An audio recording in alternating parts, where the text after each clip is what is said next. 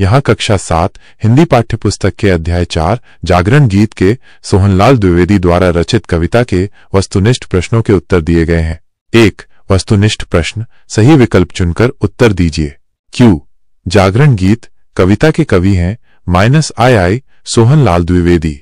ख, कवि इस कविता द्वारा किन लोगों को जगाने की बात कर रहा है -I वास्तविक जीवन वाले को। अगर आपसे जागरण गीत सोहनलाल द्विवेदी नामक कविता के सभी प्रश्नों के उत्तर यहाँ दिए गए हैं। 2. लघु उत्तरीय प्रश्न, कु, उदयाचल और अस्ताचल शब्दों का क्या अर्थ है। उत्तर, उदयाचल का अर्थ है वह पर्वत जिसके पीछे से सूर्य निकलता हुआ दिखाई देता है अर्थात पूर्व दिशा। अस्ताचल का अर्थ है वह पर्वत जिसके पीछे सूर्य अस्त होता हुआ दिखाई देता है अर्थात पश्चिम दिशा। ख, विपथ होने का आशय क्या है। उत्तर, विपथ होने का आशय है अपने सही रास्ते से भटक जाना या गुमराह हो जाना। गा, कल्पना में उड़ने से कवि का क्या तात्पर्य है। उत्तर, कल्पना में उड़ने से कवि का तात्पर्य है विचारों और सपनों की दुनिया में खो जाना, वास्तविकता से दूर हटकर सोचना और नई नई संभावनाओं की कल्पना करना। घ, माझधार से कवि किसको और कैसे पार लगाएगा।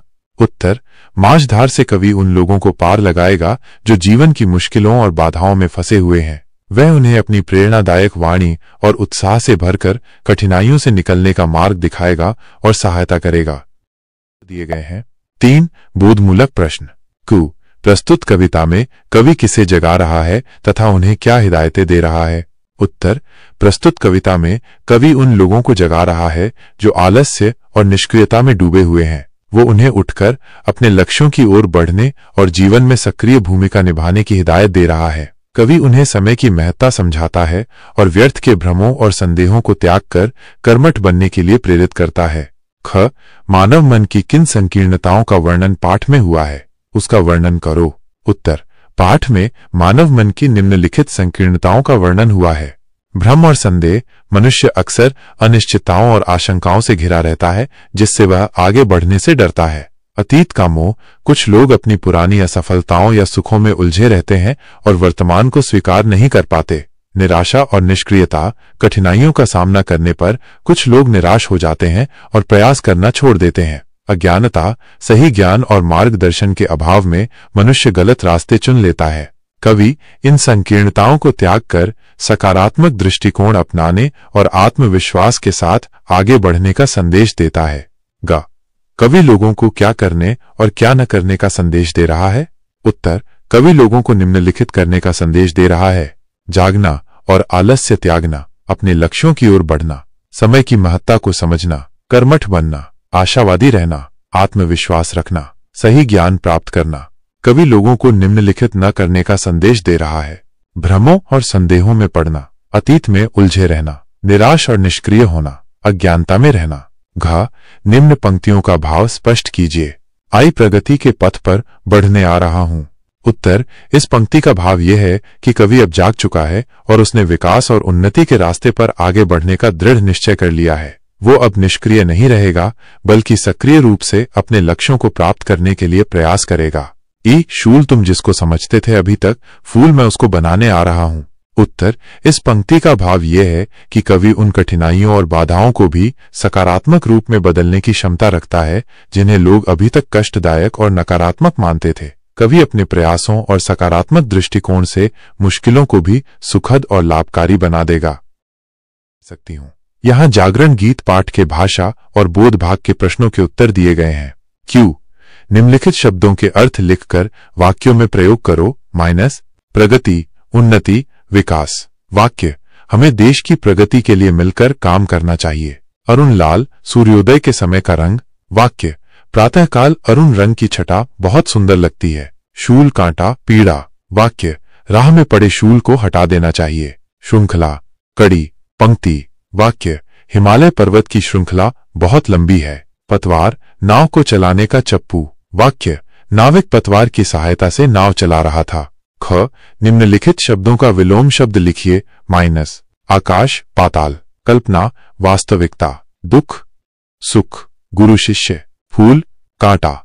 गा, पाठ से प्र, वी और सम उपसर्ग लगे शब्दों को चुनकर लिखिए। पाठ, जागरण गीत में प्र, वी और सम उपसर्ग लगे शब्द इस प्रकार हैं। प्र उपसर्ग, प्रगति। वि उपसर्ग विहान, अ उपसर्ग अटल, सम उपसर्ग। इस पाठ में मुझे कोई शब्द नहीं मिला जिसमें सम उपसर्ग लगा हो। घ पर्यायवाची शब्द लिखिए। नभ आकाश, गगन आसमान, धरती पृथ्वी, भूमि धरा, फूल पुष्प, सुमन कुसुम, सिंधु सागर, समुद्र जलधि। यहाँ जागरण गीत पाठ के कल्पना और विचार खंड के प्रश्नों के उत्तर दिए गए हैं। क्यू आप अपने छोटे भाई बहनों के हृदय में किस प्रकार साहस, कर्म और आशावादी भावना का विकास करेंगे? लिखिए। मैं अपने छोटे भाई बहनों के हृदय में साहस, कर्म और आशावादी भावना का विकास निम्नलिखित प्रकार से करूंगा। प्रेरणादायक कहानियां सुनाकर मैं उन्हें शूरवीर, कर्मठ और सकारात्मक दृष्टिकोण वाले व्यक्तियों की कहानियां सुनाऊंगा। इन कहानियों से उन्हें मुश्किलों का सामना करने, लगातार प्रयास करने और हमेशा अच्छी उम्मीद रखने की प्रेरणा मिलेगी। सकारात्मक बातचीत करके मैं उनसे हमेशा सकारात्मक और उत्साहवर्धक बातें करूंगा। मैं उन्हें समझाऊंगा कि हर समस्या का समाधान होता है और असफलताएं सीखने का अवसर देती हैं। उदाहरण बनकर मैं स्वयं अपने कार्यों और व्यवहार से साहस, कर्मठता और आशावाद का उदाहरण प्रस्तुत करूंगा। जब वे मुझे मुश्किलों का सामना करते हुए और सकारात्मक बने रहते हुए देखेंगे तो वे भी ऐसा करने के लिए प्रेरित होंगे। छोटे छोटे कार्यों में प्रोत्साहित करके मैं उन्हें छोटे छोटे कार्यों को सफलतापूर्वक पूरा करने के लिए प्रोत्साहित करूंगा। इससे उनमें आत्मविश्वास बढ़ेगा और वे बड़े कार्यों को करने के लिए भी उत्साहित होंगे। असफलता को सकारात्मक रूप से लेना सिखाकर मैं उन्हें समझाऊंगा कि असफलता जीवन का एक हिस्सा है और इससे निराश होने की बजाय सीखना चाहिए। मैं उन्हें अपनी गलतियों से सीखकर आगे बढ़ने के लिए प्रेरित करूंगा। उनकी रुचियों और क्षमताओं को पहचानकर उन्हें उन क्षेत्रों में आगे बढ़ने के लिए प्रोत्साहित करूंगा जिनमें वे अच्छा महसूस करते हैं। इससे उनमें आत्मविश्वास और सकारात्मकता का विकास होगा। धैर्य और दृढ़ता का महत्व समझाकर मैं उन्हें समझाऊंगा कि किसी भी लक्ष्य को प्राप्त करने के लिए धैर्य और दृढ़ता बहुत जरूरी है। मैं उन्हें हार न मानने और लगातार प्रयास करते रहने के लिए प्रेरित करूंगा। ख जागरण गीत की ही तरह हिंदी साहित्य में अनेक कविताएं उपलब्ध हैं। उनमें से 2 कविताओं को लिखिए एवं उसकी शिक्षाओं को कक्षा में अपने मित्रों में चर्चा करो। जागरण गीत की तरह हिंदी साहित्य में अनेक कविताएं हैं जो लोगों को जागृत करने, कर्मठ बनने और सकारात्मक दृष्टिकोण अपनाने की प्रेरणा देती हैं। ऐसी 2 कविताएं और उनकी शिक्षाएं निम्नलिखित हैं। 1 कर्मवीर अयोध्या सिंह उपाध्याय हरिऔध।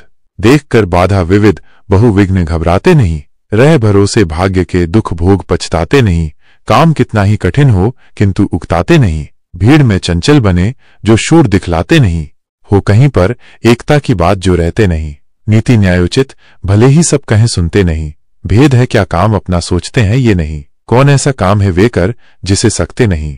शिक्षाएं यह कविता हमें सिखाती है कि कर्मठ व्यक्ति अनेक बाधाओं और मुश्किलों के आने पर भी घबराते नहीं हैं। वे भाग्य के भरोसे बैठकर दुखी नहीं होते बल्कि कठिन से कठिन काम को भी उत्साह के साथ करते हैं। वे एकता और न्याय के महत्व को समझते हैं और अपने काम को छोटा या बड़ा नहीं मानते। इस कविता से हमें प्रेरणा मिलती है कि हमें भी कर्मठ और साहसी बनकर अपने लक्ष्यों को प्राप्त करने के लिए लगातार प्रयास करना चाहिए। 2 कोशिश करने वालों की हार नहीं होती। हरिवंशराय बच्चन। लहरों से डरकर नौका पार नहीं होती, कोशिश करने वालों की कभी हार नहीं होती। नन्ही चींटी जब दाना लेकर चलती है, चढ़ती दीवारों पर 100 बार फिसलती है। मन का विश्वास रगों में साहस भरता है, चढ़कर गिरना, गिरकर चढ़ना न अखरता है। आखिर उसकी मेहनत बेकार नहीं होती, कोशिश करने वालों की कभी हार नहीं होती। डुबकियां सिंधु में गोताखोर लगाता है, जा जाकर खाली हाथ लौट कर आता है। मिलते न सहज ही मोती गहरे पानी में, बढ़ता उत्साह इसी हैरानी में। मुट्ठी उसकी खाली हर बार नहीं होती, कोशिश करने वालों की कभी हार नहीं होती। असफलता एक चुनौती है, इसे स्वीकार करो, क्या कमी रह गई देखो और सुधार करो। जब तक न सफल हो नींद चैन को त्यागो तुम, संघर्ष का मैदान छोड़ मत भागो तुम। कुछ किए बिना ही जय जयकार नहीं होती, कोशिश करने वालों की कभी हार नहीं होती।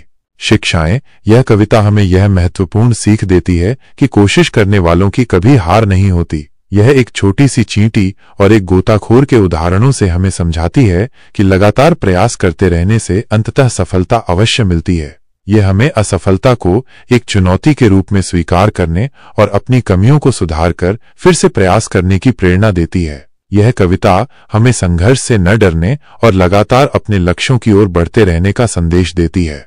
कक्षा में चर्चा। इन कविताओं को कक्षा में अपने मित्रों के साथ साझा करें।